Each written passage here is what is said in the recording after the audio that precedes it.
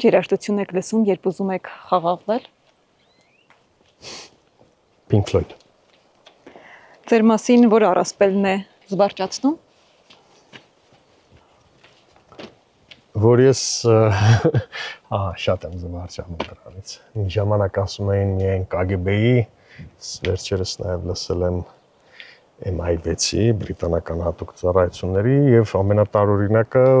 Mossad-ն էր։ Ոչ միայն զվարճացնում է, ես ասում եմ, եթե ես իմ ազգային գծի մեջ շարունակում եմ մնալ, բայց միաժամանակ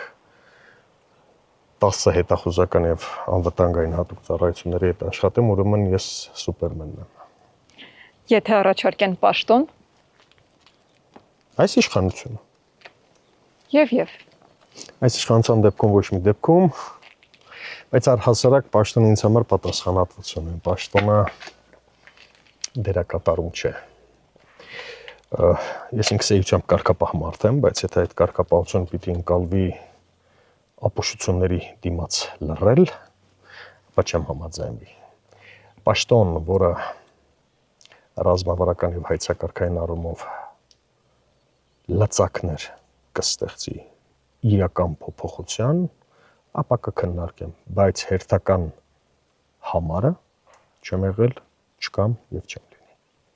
Ով է մեղավոր ստեղծված վիճակի համար, նախկինները թե ներկաները։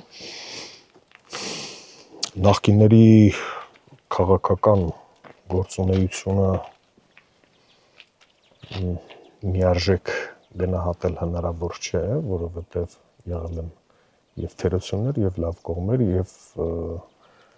անսխալական իշխանություն որպես այդպեսին չկա։ Խնդիրն այստեղ այն է, որ արդյոք դու կարողանում ես այդ սխալականության տոկոսը սահմանների մեջ դնել եւ դա չանդրադառնա քո պետական կարգի, քո ազգային անվտանգության վրա։ Նախկիններ ունեն իրենց պատասխանատվության բաժինը, այդ իսկ պատճառով 2018 թվական տեղի ունեցավ, ներկաների պատասխանատվության մասին խոսելը ավելորդ է, իմ ամբողջ վերջին 8 տարվա ընթացքում գրեթե ամենօրյա ռեժիմով եմ խոսել, բայց խնդիրն այստեղ այն է, որ ով է կրելու պատասխանատվություն, բոլորը խոսում են, որ սա է մեղավոր, նա է մեղավոր, իսկ ի վերջո ոչ ոք պատասխանատվություն չի կրում, պատասխանատվություն կրում են բացառապես նախկին լինելու համար։